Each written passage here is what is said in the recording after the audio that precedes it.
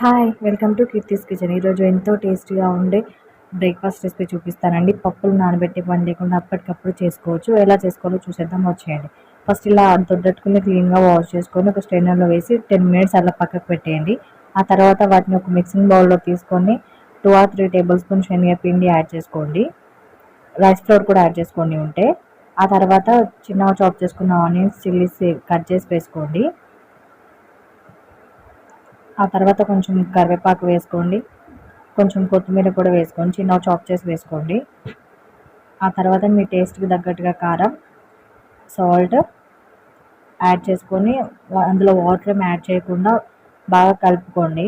Water add చేస్తే oil ఎక్కువ పీల్చేస్తాయండి, గుర్తుపెట్టుకోండి. అటుకుల్లో తేమ ఉంటుంది కదా, ఆ వాటర్తోనే బాగా కలుపుకోండి.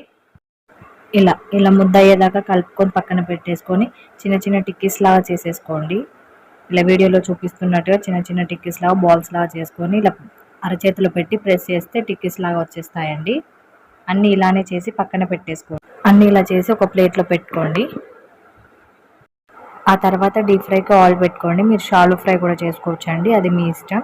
ఆయిల్ హీట్ అయిన తర్వాత మనం ప్రిపేర్ చేసి పెట్టుకున్న వడల్ని ఒక్కొక్కటిగా అందులో డిప్ చేసేసేయండి. మీకు ఎన్ని పడతాయో ఆయిల్లో అన్ని డిప్ చేసేసేయండి. 2 మినిట్స్ ఫ్రై అయ్యాక సెకండ్ టైం టర్న్ చేసుకోండి. మెల్లిమెల్లిగా టర్న్ చేసుకొని రెండు వైపులు బాగా ఫ్రై అవ్వాలి. ఇలా ఈ కలర్లోకి రావాలండి. ఆ తర్వాత పక్కన ప్లేట్లోకి సర్వ్ చేసేసుకోండి. అంతే, ఎంతో tasty and easy breakfast recipe ready. ఈ వీడియో మీకు నచ్చిందా?